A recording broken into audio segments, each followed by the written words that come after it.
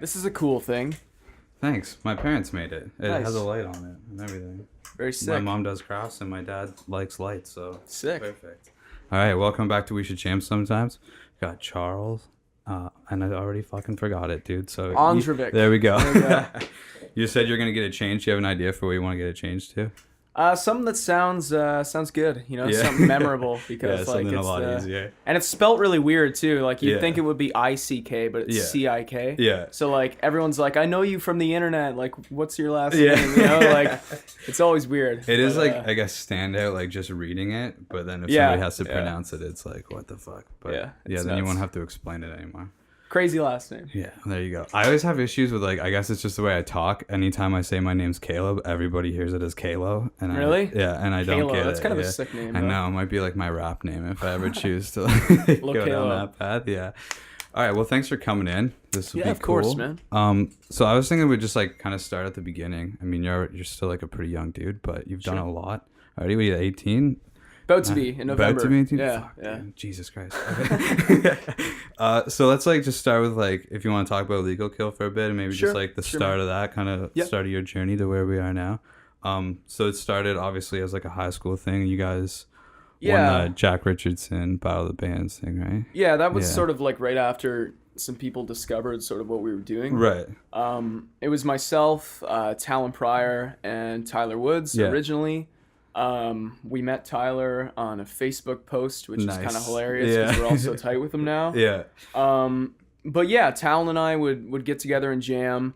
I convinced his old man to let him switch to Beale, the same school that I was at. Oh, So cool. like every day we were just hanging out and like thinking about music. Yeah. And writing stuff, and it was a real exciting time. You know, we had our first show at the very beginning of 2017, I Okay. think, and that was at Old East 765. Nice. Shows don't really happen there, you know. No. So it was like, but yeah, after that, like a few more people started coming out to all of our dates, Yeah. and we won the high school Battle of the Bands thing, Yeah. which won us one song with Aaron Murray. Which turned into a full EP, Yeah. which we just paid for 3 of 4, which was cool. Yeah. And then yeah, like right after that, it was definitely like a totally different game. You know, that like opened up all of our eyes to sort of what music's actually about. Yeah, for sure. It seemed like you guys like just had a rise like really quickly. Yeah, like, it kind of like fast. started and yeah. stopped like within 2 years. Yeah, Ish. yeah. We were a band for what, like beginning 2017. Yeah, like maybe a year and a half. Yeah, like that's it fucking seems like wild, longer man. than Yeah. that, you know. But yeah. Yeah, that's pretty crazy. Like, how did like the show with the Dirty Nil come about? It's like this stems back like a long time. Like my dad Okay. is good friends with Tony Lima, has been working with him for a while. So I didn't really know Tony. Right. We'd played one show there previously, and I was just like, hey man, like I'm a huge fan of this band. Yeah. We want to open this show. I think that it would mesh super well. Yeah. And he's like, yeah, sure, man. Give me a couple days and we'll make it happen. Oh, And wow. we got it. So it was That's wild. It was great. So you yeah. pretty much just asked. Yeah, and that was like I think my favorite local date that we played. Yeah, for sure. It was a That's really good unreal. night. That's something like I've just realized in being in the music industry, like here for just a couple of years, is like it's just asking. Like Yeah. you're never gonna like you can wait for stuff to happen and like it might, but like worst case they just say no and then no big deal. It just comes down to who you know, man. Yeah, you know? totally. Unfortunately, but that's sort of Yeah, but it's also like it's a process. I mean, like the more you go out to stuff and the more people Network. see your face. Yeah. and- network. Yeah, man. it can be like a long process, but I find like with myself, I'm like looking into the future too much, so it seems like it's not happening. But when I'm pretty guilty of that yeah, too, man. but when I start like looking into just like the people that I've met just in the last year and some stuff like slowly happening, I'm like, oh yeah, it's actually not going too bad. I just probably need to be a little bit more patient. Yeah, it takes time. Yeah, you know? for sure. But so then you just released the second Legal Kill EP earlier this year, and Yeah. which is wicked, by the way. Thanks, it's man. always in my car, and so that was good. You did that with Aaron Murray too, right? Yeah, that was at Charterhouse Studios. Right. And it was cool because we're really good friends with all the guys at the PA shop Yeah. and London Guitars. So we'd, you know, it would be like 3 a.m. We'd be working on guitars. We'd just like wicked. creep upstairs and Yeah. grab this head and these pedals. Like that was probably my favorite part about Yeah, recording there. You know, for sure. just like access to all this crazy Yeah, gear. you just get to play with whatever. Yeah, it was That's cool. wicked. So how long did it take you guys to do that? We really we took it slow. I think we started with one session where we did all the drum tracks. Right. And then we took like a month to sort of think about like what we really wanted to do, because originally we were just going to do one song. Yeah. And we're like, fuck, like these sound really good. Yeah. Like let's do 4, let's do an EP, and we'll talk about the costs and stuff afterward. Yeah.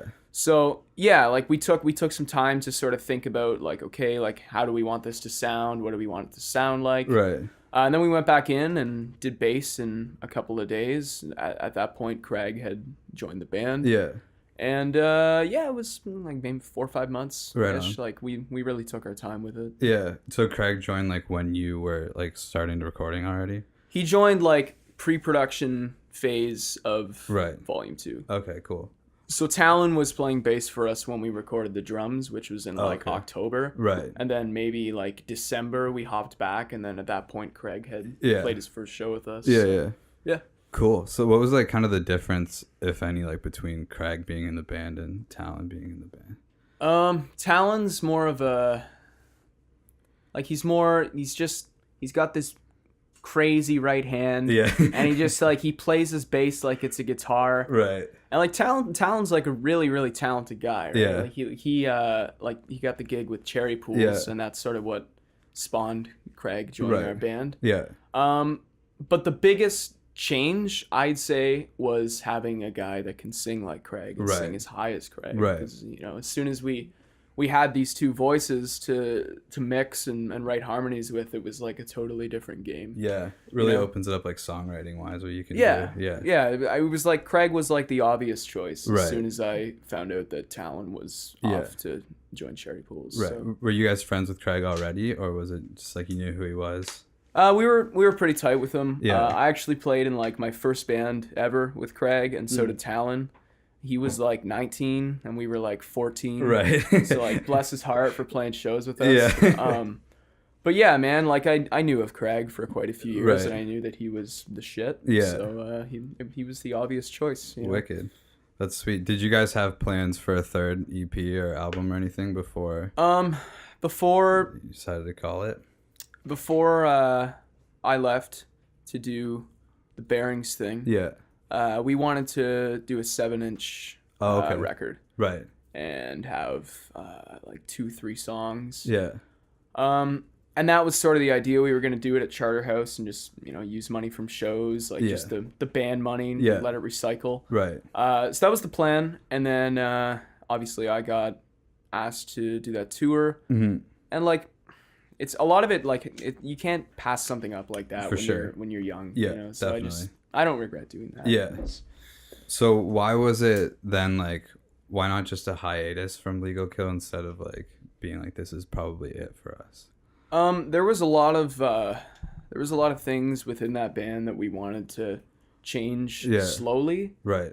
Which would eventually turn us into like a totally different band, right? So my logic is, let's take some time and write a record, and then by the time the next band is around, it'll be like a record that's ready to go, right? So that's sort of like what we're all doing now, right? We're just sort of thinking about songs and writing stuff and chatting about that. So cool. So like there might still be something in the future for that.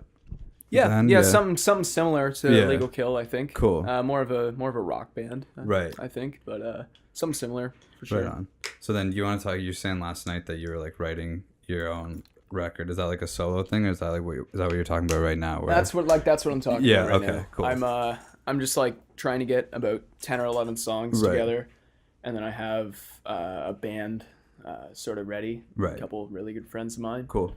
And then basically the plan is by the time anybody knows that we're a band, we'll already have a record ready to go. Perfect. Like I'm very much so interested in getting all of the pieces in place before something happens, because then it takes a lot of stress off and you can worry about shows more.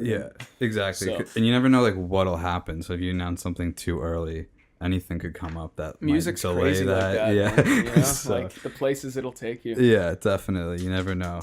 So then how did the Bearings thing come about? That was like such a long process. Oh my God. Originally, what happened was Talon and I we went with Tyler actually to like a state champs show. Okay. And we met Joe Buscema, who manages Bearings and now Cherry Pools. Right. And I guess at the time Cherry Pools hadn't been a band, so we gave him a record, hoping that we could contact him in the future and maybe work with him. Yeah.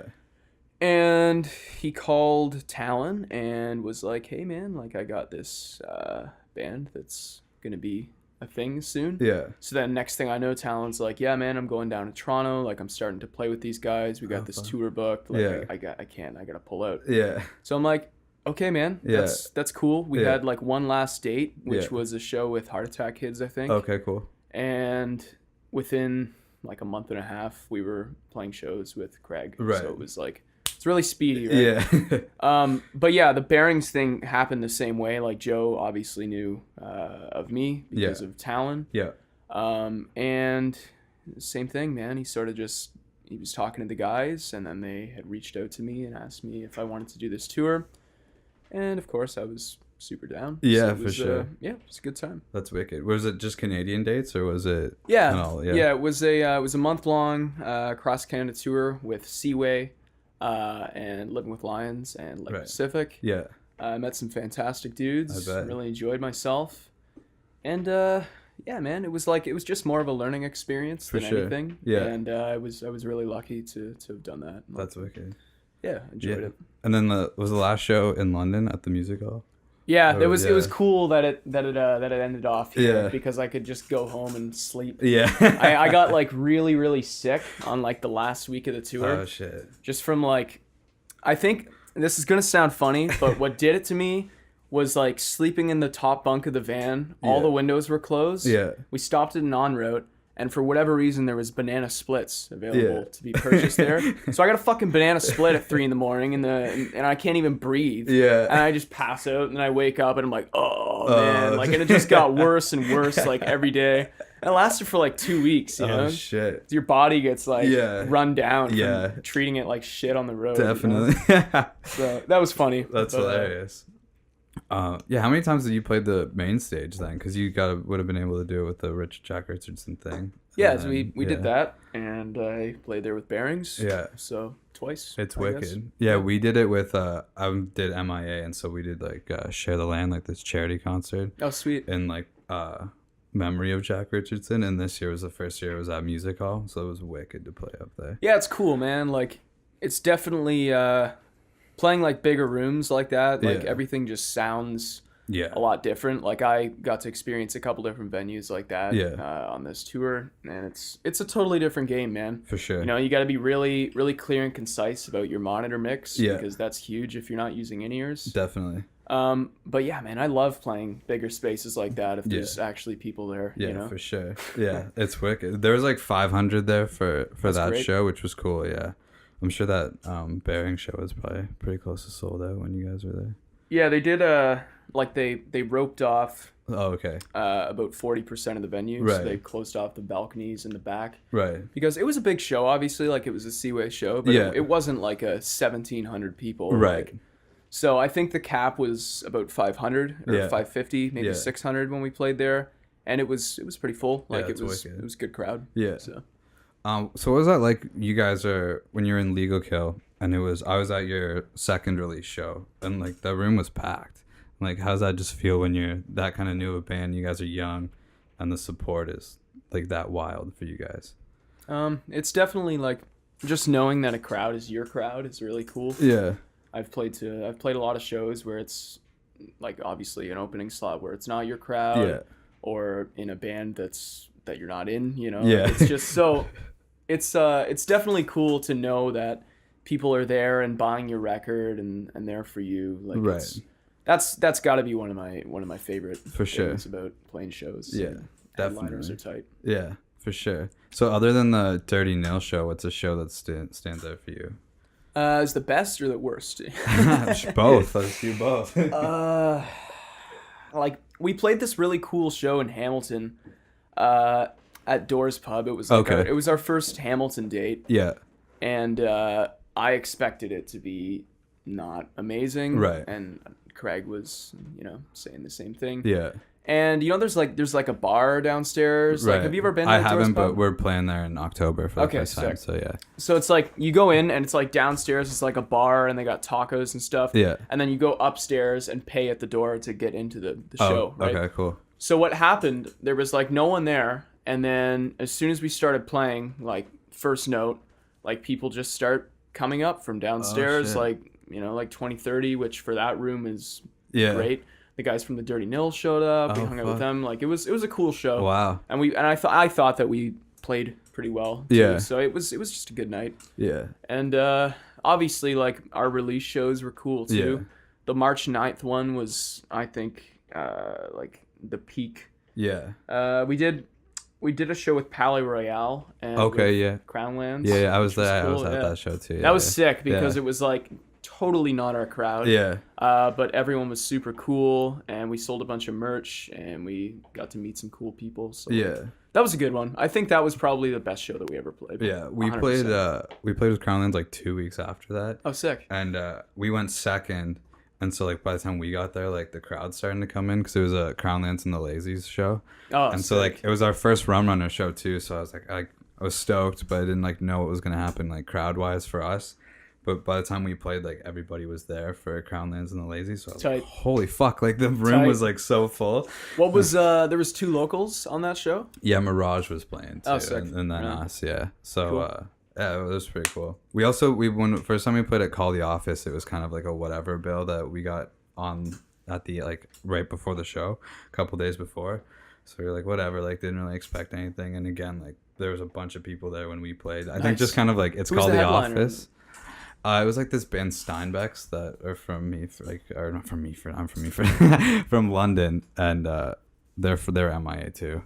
Sick. And so, but yeah, it seemed like most people were there when we were playing, which I think was just like Call the Office just has people that are at Call the Office all the time. People that just like to go to shows in general. Yeah. Like Call the Office is like, it's really cool when it's full. Yeah. And it's like, it's pretty easy to do that. It's not like the biggest venue. No. But just playing like a packed show at Call the Office is always like such a vibe. Yeah, for sure. I've been going there since I was like a little kid. Yeah, definitely. So, yeah, man. Yeah. Was it like kind of emotional when you guys did your last show there? Because I was full. We were there too at the back. Yeah. It was pretty full. Yeah, well, I don't know. Like I thought that we would have potentially sold that out. Right. But I guess when you don't really play shows for like a month, like, right?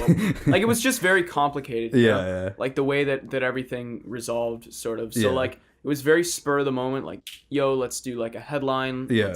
Oh, this band's rad. Yeah, let's do that. Yeah.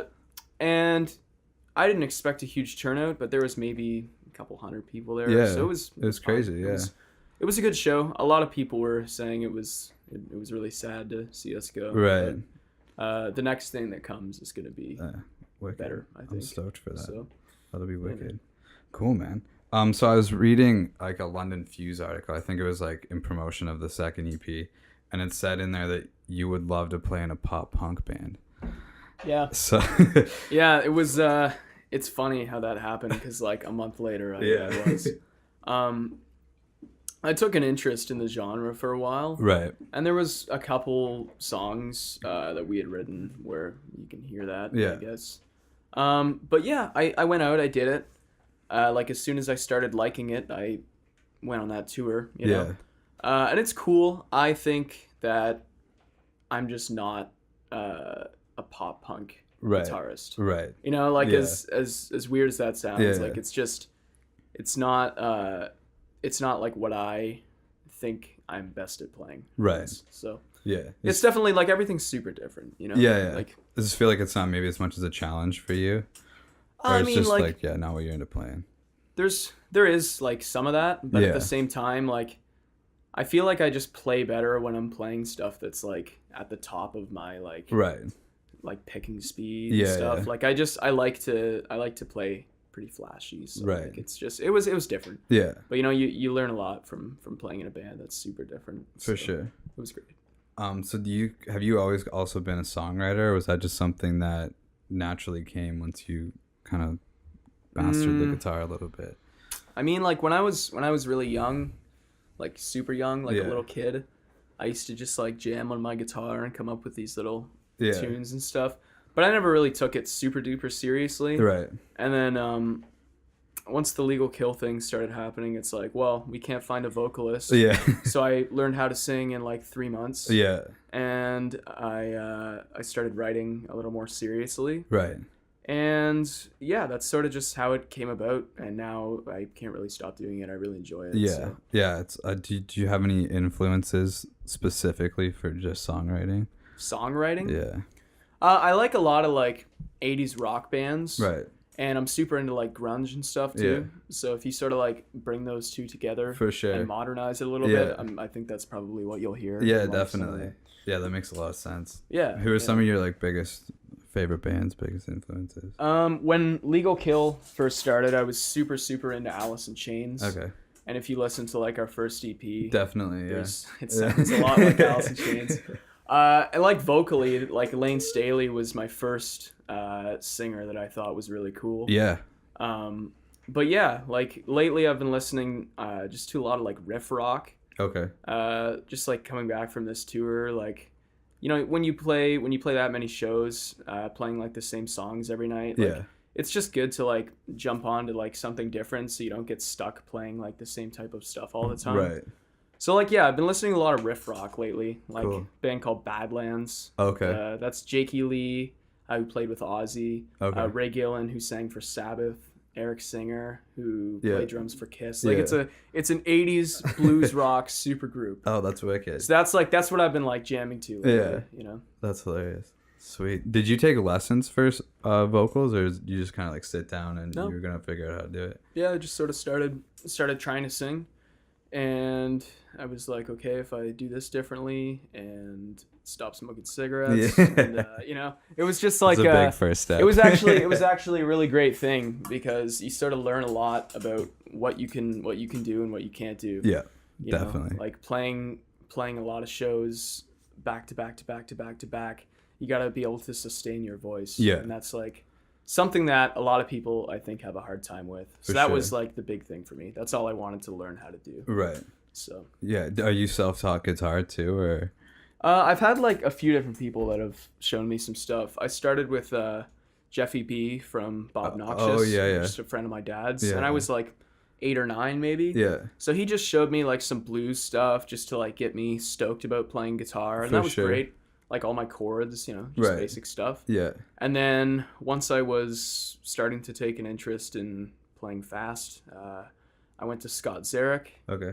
Who went to MI in LA. Cool. Personal friend of Eddie Van Halen. Nice. He's just a crazy, fast and precise guitarist. That's wicked. So like he basically like gave me my right hand. Yeah. So I did that for a few years, and then a friend of mine, Boris, who actually works at London Guitars. Oh, cool. Also super cool guitarist. Right. So he showed me. Sort of once I had speed, he like showed me what to play and what was cool. Oh, right. Right. So like, wicked. Yeah, man, that was, and then like after that, it was just all sort of me deciding what I wanted to learn to play and stuff. So like, sweet, cool. So then, how long have you been writing songs then, roughly? Like seriously? Yeah. Probably a year and a half. Oh, okay. Wow. So, shit, man. Yeah. That's wicked. So what are some like local-ish bands, like doesn't have to be London, but just maybe Southern Ontario that you'd love to play some shows with that you haven't? That I haven't? Yeah. See, I was gonna say like the Dirty Nil. Yeah. But we had that show with them. They're like just such a great rock band. Yeah. You know, and there's like such a lack of that. Yeah, now. For sure. I'd like to play with Single Mothers. Okay. That'd be cool. Yeah. I'm a big fan of that band.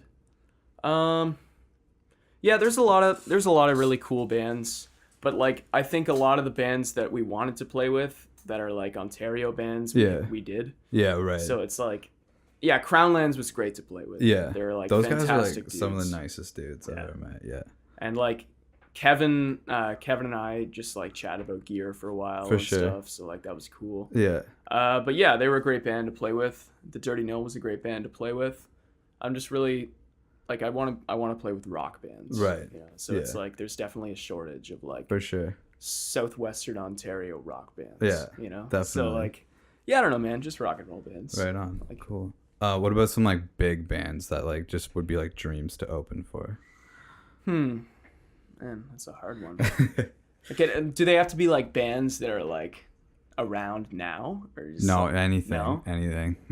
I'd love to play with some like 80s metal bands. Yeah. You know, like imagine like going on tour with like Alice in Chains. Yeah, or that'd like, be wicked. You know, like I don't know. I'd like to play with like old bands. Yeah. Because everyone used to be like so good. It was like a challenge. For sure. You know. Yeah. Have you seen Alice in Chains live? No. I'm not gonna do it. I'm not a huge Duvall fan. Yeah. So it would just sort of like defeat the purpose. Right on, yeah. I know. I would have loved to see them in like their Dirt days or something. That would have been wicked. Yeah, I was watching this tape of them playing in Toronto. Oh yeah. It was really sick. Yeah. It was like I think 1993. Right. So they played like ACC and it was fantastic. Right on. So good. They headlined a festival I went to in Toronto like in 2013. Cool. And it was still pretty wicked. Like Jerry Cantrell's a wicked guitar player. It was still pretty cool to see. He's got this gnarly beard going. Yeah. It's like this long. Yeah. Like, that's pretty cool. Yeah, I guess they just had a comeback album, I guess. It's been a while. Yeah. Cool. All right. That was like in 2013 they had just put a record out, right? Right. Yeah. That was the Devil Bleeds Blue. No, that was you combine their last two. There's Really? Black Gives Way to Blue, and then there's what the fuck is it called? Devil Put Dinosaurs Here or something like that. Devil Bleeds Blue. Yeah, It's still a cool record. It's still a cool record. That'll be the next one. Yeah. Just call it. That'll be the next Alice in Chains record. Devil Bleeds Blue. It's not. Yeah, it's actually not a bad name. Jeez. There you go. That's hilarious. All right, what else do I got for you? I feel like I've asked most of the questions I had. I don't know. You want to talk about anything? I pretty much asked you everything I wrote down. Are you a gear guy? Are you like? I mean, like a little bit, but I'm not gonna lie to you. I'm not a huge gear guy. Fair enough. But I feel like I wasn't really, and then I got here, like to London and metal, because I'm from a really small town where there's not like too many musicians. Where's that? Of Meaford, Ontario. Meaford, Ontario. Yeah. I've never heard of that. You know town. where Blue Mountain is? No. Okay, well, fuck, there I you go. have no clue where this guy's from. No, Okay, well, Drew and Dakota from Bodichar, also from Meaford, Ontario. Oh, sick. So there you go. Yeah. Just a little bit of trivia. Rad dudes. Yeah, they're really nice guys too, for sure. They're we just announced our EP release show today, so you should come to that. I'm gonna come to that. There you go. I saw that. It's at Rum Runners. Yeah, right? On, it's a wicked lineup. 28th of September. There you go. See, Okay. I remember. I'll be there. Ready the Prince is on the bill, and I'm very excited for it. That's so sick. They're like one of my favorite bands right now. I'm super eager to see the new and improved Rum Runners. I know, me too. Shut Yeah, down. it's gonna be wicked. So that'll be sick. Yeah, we were probably like one of the first shows back there. Actually. They got a new PA. Oh, really? Which is crazy because the Nice. last one they had was massive. Yeah. So I'm excited. Yeah, that sounds great in there. Because like Comeback Kid is coming to Rum Runners. So. Yeah, I think that's like the first official show. Yeah. I think, yeah. Yeah, and those guys, and like Strange Ways is on it, which is cool too. yeah, They're yeah. friends of ours. Yeah. But yeah, like I know a couple of the guys from Comeback Kid because they actually played in Living with Lions, who we were on tour with for a while. And they're sick guys. Like, they're so cool. So yeah, I'll be at that one for sure. Be sweet. That should be like the first big one. Yeah, I'm excited. And then Dirty Nils coming playing there. It's the headline. Yeah. Yeah. And November 17th. Yeah. That's gonna be wicked. That's cool to see like bands just like they were called The Office last time they were here, and now they're going to Rum Runners. Well, like imagine being in that band and having played at Bud Gardens with Billy Town. Oh yeah, true. And They then your did next that. shows Too. like called The Office. Yeah. Oh, true. I didn't think about that. Yeah. That's crazy. That'd be cool. I love contrasts like that. Like Yeah. when you're on tour, like playing a huge show and then the next night playing this tiny room to like 20 people. Like For sure. I don't know, man. It's cool. Did you have anything like that on the Bearings tour? Was everything like pretty much like lots pretty of similar? lots of ups and downs. Yeah, For sure. yeah. Like there was like when you're playing in like A markets, like bigger cities, you're gonna have great shows, right? Like most of the time. Yeah. that is. But sometimes like the smaller towns are like super into it too. I remember we played in Moncton. Okay. At for the life of me I can't remember the name of the bar. Yeah. But it's the good one, whichever one that is. And it was like the size of this room, man. Like we had this tiny stage and there's 4 of us that were up front. Yeah. And like I had to turn and sort of play to the amount of people that were at the door because there wasn't enough room for us to stand all in a row. No way. So it was cool. Like people were really nice about it. Like we started playing and like I couldn't turn around. Yeah. And then like 20 people maybe like came over to like this little nook that I had at the side of the stage and just like watched me and were like super rad. So like that was cool. That's awesome. That was a cool one. That's hilarious. Yeah, I remember when we did the Crownlands Lazy show, we used Crownlands kit, and like obviously it's off to the side, right? So we were just like in one big line on the stage, and I was like, "This is super That's weird." what happened when we played with those guys too. Yeah. Because Palais Royale, do you know that band? Yeah. Like the Sumerian band. Yeah. So yeah, it was their headline, and obviously like they're a band that will just leave their back line on stage, right, and set up in front of it. Yeah. Which is usually cool. There's I guess enough space for that on that stage, but for whatever reason, Tyler wanted to use his own drum kit, which was fine. Like, it just meant that there was 3 drum kits on stage.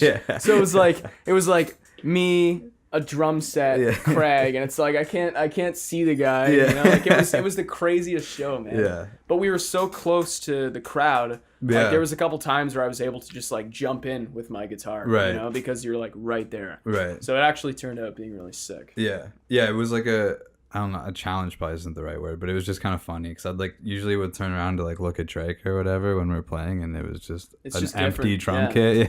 Yeah. No, I like shows like that. Yeah. You like learn to like play to different rooms on different stages. Like. Yeah, definitely. That's cool. Yeah, for sure. Cool. I had a question and I lost it. Damn. But, oh well, it happens. Still learning how to be a host, I guess. Oh. Usually, you have a question for Charles? Oh, damn, she never prepares anything, man. How'd you meet the Basic White guys? I'm friends with those dudes. It was so funny how that one happened. Actually, like, who were they playing with? Radio Caroline. Oh, okay. Remember that band? Yeah. Yeah, they were playing a show at Call the Office with Radio Caroline, and I was like, okay, like I'll go see Radio Caroline. Yeah. I haven't seen Craig in a bit. Yeah. So I went there with Talon, and Basic White, I think, opened for them. Yeah. And I was like, fuck, man, like these guys are really, really good. And where are they from? Yeah. When did they come to London? Yeah. So I knew they weren't from London. Yeah. But like, I guess they'd moved here, which is super cool. Yeah. So yeah, it was just like we were all like having beers and stuff, and like in between songs, I'd just be like, "You guys are so sick, man!" Yeah. And like we ended up like we partied with them for a while after that show. Right. And we're like, yo, like we got this band, like let's do some support shows. Like, do you want to play our release date? So they sort of became like our favorite band to play with. Wicked. They're just like the best dudes. Yeah, when we went to your release show, I had never heard of them, so I like listened to a couple songs before I went, and I was like, all right, like this sounds cool. They're like one of the best live bands that I had seen in a while. Like just the energy. They're and just stuff like that they have they're on animals, stage. Man. They're like the biggest partiers. Yeah. And they're like Riley is like such a good songwriter. Yeah. Man. Like totally. There's been so many like you came to the Basic White House a couple like those blurry nights. Yeah. You know, like we'll just sit there at his computer and he'll be like, yeah, I wrote this the other day. You know, and he's like playing all these songs and I'm like, this guy comes up with stuff so quickly. And It's always so good. That's so wild. Yeah, I have a lot of respect for those guys. Yeah, man. They're fantastic players and like really good friends of mine. Yeah, Riley's been like as soon as that show happened, I like messaged him to come do this, and it was like we did it, and it was like we hadn't just met like when he walked in the door, and he's been super nice to us like anytime we're at a show, or like he like invited me like personally to like come to that secret show they did, and he was super cool. Nice. When we were there. So I was like kind of nervous to go because I only knew him. And I was like, this might be weird, but like it's gonna be fun. Everyone's chill. Like, and like everybody that he introduced me to was like stoked to meet me, and I was like, fuck, this is like probably one of the better parties I'd ever been to. The police came. Were you there for that? Yeah. Well, Talon and I talked to a bylaw officer. Right. Yeah. And we were fucking hammered. Yeah. You know? And I was like, so like, what's the scoop? Yeah. You know? Like, why? And she's like, we've received a noise complaint, and I'm like, if you guys just leave right now. Like, I was like trying to get them to leave, and I'm like, I woke up the next morning and I was like, man, like we would have got arrested last night, you know. And then I went and got Riley, and he's like, oh, I'll take care of it, you know. And it's like, it was the funniest thing, man. But they kept playing. They did, yeah. It was no issue. But I think it was like Riley's girlfriend was like, why is Charles talking to them? Like he's like the one guy that should not be talking to them right now. That was a good night though. That was one of the best nights of all time. That was the night I found out that I was going on that tour. Oh really? So I was just like, yeah, that was wicked. Yeah, for sure. That was cool. Yeah, Sandro like started talking to us, and like Julia's a photographer, and he's like, "Oh, my mom teaches photography. Like, I have all these film cameras and stuff," and it's like showing her. Yeah, it was super random, but Sandro's cool, man. Yeah, they're him and I super cool guys. We were like jamming in the living room after they had played, and it was like 3:30 in the morning. Right. So that was pretty good. After Bylaw was called. Oh yeah. He's like, yeah, man, just play drums, you know. And he like drags an amp into the room, and I'm like, oh my god, like the cops are coming for real. Yeah, he was like, I love this shit. We should just do this all the time. Yeah, like, yeah, man, I'll be here. Let me know. The best. Yeah, that's hilarious. Oh, cool. Like, I think we talk about everything that you got coming up. I think so. Yeah, we got just putting some money aside and writing a record. Yeah. So. That's the key for sure. Yeah, we already started. Like, we announced the EP release, so now I'm like, fuck, what are we gonna do after that? We gotta start doing something else. You guys have played Toronto, or? We played at the Hideout like in July, and there was nobody there. Oh, we played at the Hideout. Yeah, we did like a music week thing there. Yeah, it was a Canadian music week show, and it actually turned out that as soon as we stopped playing, the whole crowd and the whole Juno committee showed up. Oh, fuck. Like right after our set. No way. But like, yeah, so we were kind of bummed about that. But we're like, you know what, man? We got these passes. Like, let's go to some shows. We bumped into the guys from Basic White. Yeah. And yeah, we sort of just hit the town, man. Wicked. It ended up being a crazy night. You know? So that was cool. That was a great show. That's killer. Yeah, I'm hoping that we. I filled out like an application and everything, so that'd be wicked if we could do that next year. CMW. Yeah, that'd be sweet. But yeah, we're playing at the Bovine too, and nice. November. I don't know. This is our first time like booking shows, and I was having a hell of a time. So I was just whoever would answer me. Yeah, man. Seriously. Toronto's so hit and miss too. Yeah, well, there's so many venues that you can play. Exactly. And you know. And every night there's like 10, 15 shows happening. Exactly. Right? So why is someone gonna come see you when like Fiddler is playing next door and it's free? Yeah, you know? Like exactly. That's the only thing I don't like about Toronto. But like I like Hamilton a lot too, because Hamilton's like an in between. Yeah, it's like it's a little bigger than London is. Yeah, but like it's pretty like Hamilton's an easy city to do well in. Right. You know, and there's like some really good bands from Hamilton too. Yeah. So I like Toronto though a lot. Yeah, there's just a lot going on, and then also when you're the first time that you've been to a lot of those cities, like they're not going to give you like a Friday or a Saturday spot. Yeah. Right? So.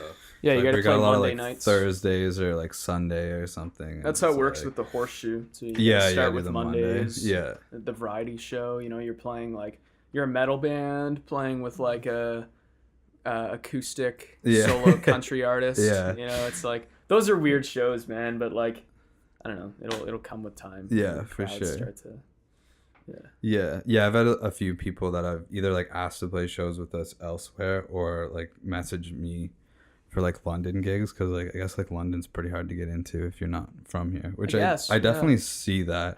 I have a lot of bands messaging like me and the Legal Kill page asking about shows at EVAC. I find like a lot of bands play their first London show at EVAC. Yeah, we've never played there, but yeah, I actually had a guy the other day that wanted to do an EVAC show. Yeah, exactly. And it's like, because London's weird though, because like you could play Old East, but like it's tough to get a crowd over to Old East. It's like it's kind of a spooky area, man. Yeah, to be honest with you, like it really is. Every touring band that I've talked to about London, that's played EVAC has been like, we didn't know what to do when we were done our set because we were like gonna get the shit kicked out of us if we went outside. That's true. But yeah, London's like, people are always shocked when they come here, you know, because like there's just like such a drug problem right now. So, you know, it's just like it's become a scary city. Yeah, especially at that area. Yeah, like the old EVAC area. No, but EVAC is a really good spot to play. The first time in London. Right. It's like they have really like supportive regular crowds that come out just to shows in general. Right. So yeah, that's a cool spot. I think it's just like some of the spots that people really want to like. People want to play Call the Office or Rum Runners, and those are two spots that like aren't super easy to get into if you don't know the right people. And even like Rum Runners, it took us. Well, I met Edie in September, so like he had the rest of that year figured out anyway. But it was just like consistently like anytime we did something, I let him know, or like anytime I was at Rum Runners, it was just like, hey man, what's up? That's what it's all about. Yeah, and dude, I think it like worked out. He was like stoked to do this release show, and he was obviously pretty helpful. So that's cool. I think it's just a lot of that. You guys gotta be consistent. And, exactly. And nice. Be a nice guy. If you can prove that you're gonna bring out a crowd with your first headline too, that's huge. I know. I'm nervous about that, but I'll the lineup's wicked, so that should help. Obviously, that should be great, man. Who's your support on that show? Ruddy the Prince is opening, and then Gypsy Chief Goliath, and then Bodhi Jar is playing as well. Yeah, which they're like co-headlining, so it should be. Should be a banger. Yeah, man, I'll be there. Wicked. Looking forward to it. Cool. Well, man, I don't have any more questions for you, but you thought of a question? What do you got? Why did you cut your hair? Why did I cut my hair? She did. You know, when we got to your Call the Office show, she said he cut his hair. Yeah. Like, what the fuck? What the fuck? Yeah. I sort of cut my hair just to fit in with the band that I was playing with. Oh, okay. But a lot of it was like, I'm glad that I had my hair short for this summer, because we did this, like, I did this whole tour with no air conditioning.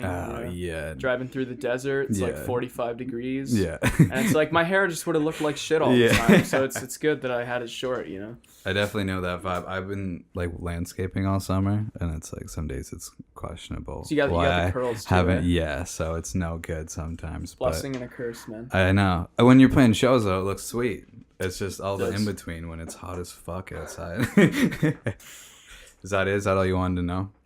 Yeah. Right on. You should ask Crownlands that when they came. Not why they cut their hair, but I don't know. The type of conditioner they use or something.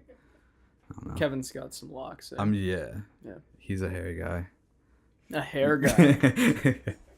Yeah, that's funny. Yeah, I don't know, man. Cool. You got anything else? I feel bad. Like, I ask everybody, you got anything else? Like, it's not my show, but I don't No, I think we've talked about everything that's happened recently, and it's been like a really good time. So cool. You had fun? Yeah. All right, cool. It was sweet. There you go. That's all I'm looking for. Thanks for inviting me. Thanks for coming on. This was fun. Well, see you around. Cool.